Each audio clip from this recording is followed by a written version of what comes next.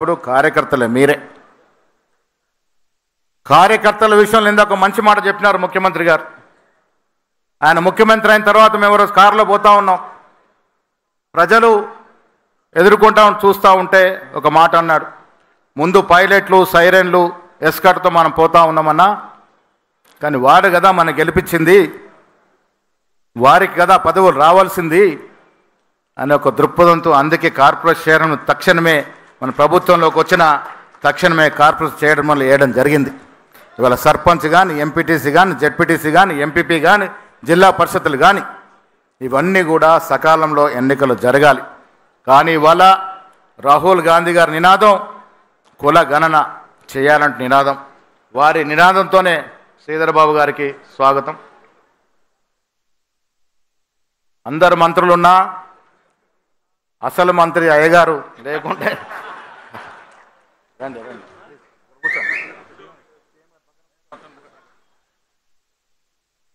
మంత్రివర్గం పరిపూర్ణమైంది. వారు ఒకరే రాలేదు, ఇప్పుడు వారు రాకతో పరిపూర్ణమైన మంత్రివర్గం ఇవాళ ఇక్కడికి వచ్చింది.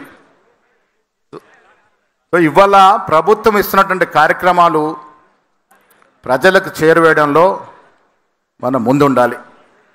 నేను పిసిసి అధ్యక్షుడిగా ఏ భేషజాలు లేవు నాకు. టీవీలో అడిగారు ఏంది మీరు ఒక పవర్ సెంటర్ అని. నేను పవరు ఉండదు సెంటరు ఉండదు. కాంగ్రెస్ పార్టీలో పవర్ సెంటర్ ఒకరే రాహుల్ గాంధీ గారు. రేవంత్ రెడ్డి గారు ముఖ్యమంత్రి, వయసులో మాకన్నా చిన్నవాడైనా పెద్దన్న పాత్రలో ఉన్నాడు. మేమంతా కూడా అన్నదమ్ముల్లాగా ప్రజల ఏత ఆశలు ఆకాంక్షలతో ఏత నమ్మకంతో మాకు ప్రభుత్వాన్ని ఇచ్చినారో ఇంచెత్తు అపనమ్మకం కానీ దాని వమ్ము కానీ చేయకుండా ముందుకు పోవడమే ధర్మం. దాంట్లో మా పదవులను వివిధ పొజిషన్లను ఏది ఉండదు. నేను మీకు చెప్తాను, నేను పిసిసి అధ్యక్షుడైనా మీలాంటి కార్యకర్తగానే మిగిలిపోతాను. నిరంతరం మీ సేవలో ఉంటాను. పిసిసి అధ్యక్ష పదవి అనే ఆషామాషి కాదు. ఈ గౌరవం దక్కడం అనేది నా జీవితం ధన్యమైంది. కార్యకర్తగానే ఉంటాను, మీ లోపనే ఉంటాను, మీతోనే ఉంటాను. ప్రభుత్వం చక్కగా నడుస్తూ ఉంది, మంచి కార్యక్రమాలు ఇస్తూ ఉన్నారు. వాటిని ప్రజలకు తీసుకెళ్లడంలో ప్రభుత్వానికి మీకు మధ్యగా వారధిగా ఉంటాను. మీరు ఇచ్చే సలహాలు సూచనలు, మీ సమాలోచనలు, మీ మదిలో ఉన్న ప్రతి విషయం నాకు వచ్చి చెప్పొచ్చు. గాంధీ భవన్లో హైదరాబాద్లో ఉంటే డెఫినెట్గా 6-7 గంటలు ఉంటాను. నాకు 20 ఏళ్ళుగా అలవాటు. ప్రధాన కార్యదర్శిగా నేను పొన్నాల లక్ష్మి గారి టైంలో ఉన్నప్పుడు కూడా నాకు అంత పెద్ద బాధ్యత లేకున్నా రోజు పొద్దున 11 o'clock గాంధీ భవన్ వచ్చి 2 ఇరానీ ఛాయలు తాగితేనే గాంధీ భవన్ తృప్తి. అలాంటి అలవాటు నాకుంది. సో అందుకే చెప్తా ఉన్నాను, గాంధీ భవన్ మన దేవాలయం, మీరందరూ కూడా దాంట్లో దేవులతో సమానం. మనమందరం కూడా కలిసికట్టుగా ముందుకు పోవాలి. ముఖ్యమంత్రి గారు ప్రభుత్వం నడపాలి. వారికి ఉండే సమయం ప్రభుత్వం నడపడానికి సరిపోదు.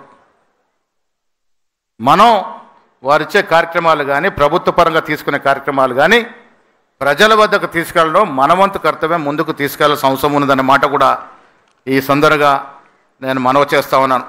2-3 విషయాలు ముఖ్యమంత్రి గారి నోటీస్ తీసుకురావాలి. తెలంగాణ అనేది state of rocks and lakes.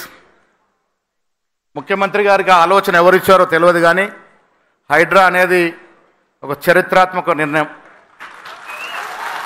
నేను భోపాల్ వెళ్తూ ఉంటాను. మా ఆవిడతో కూడా 2-3 సార్లు అక్కడ మిత్రులు ఉంటే రాజ్ కుమార్ పటేల్ అని అక్కడ మినిస్టర్గా చేసినారు. 6 నెలల క్రితం కూడా వాళ్ళ ఇంటో పెళ్ళింటూ పోయాం. వాళ్ళు చాలా గొప్పగా చెప్తారు, Bhopal is city of lakes అని. Actually Hyderabad is a city of rocks and lakes. ఇంత గొప్ప రాక్స్ ఉన్న నగరము, ఇంత సంఖ్యలో ఉన్న చెరువులు కుంట్ల నగరం ఇంకెక్కడ లేదు. దురదృష్టవశాత్తు కూర్చుంటూ పోయినాయి, అవి అంతరించుకుంటూ పోయినాయి. మోకిలలో నీళ్ళు వస్తున్నాయి, నర్సింగల నీళ్ళు వస్తున్నాయి. ఎందుకు వస్తున్నాయి?